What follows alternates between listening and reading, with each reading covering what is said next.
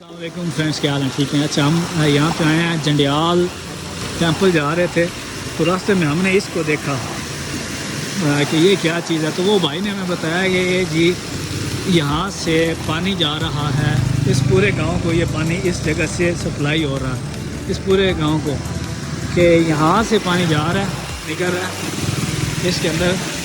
मैं आपको दिखाता हूँ, ये देखें इधर पानी आ रहा है। ये हमारे इरफान भाई हैं, इरफान भाई। और फिर ये यहाँ से जाके गाड़ी है ये जी इधर, ये देख रहे हैं कि इधर से सारा पानी जा रहा है। तो ये पूरे गांव को जो है ना इधर से पानी जा रहा है। कि चलें आपको ये दिखा देते हैं। इरफान भाई, कैसा सिस्टम है? ज़बरदस्त, बहुत ही अच्छा सिस्टम है। सारे लोगों की ज़मीनों को पानी लग रहा है। हाँ जी।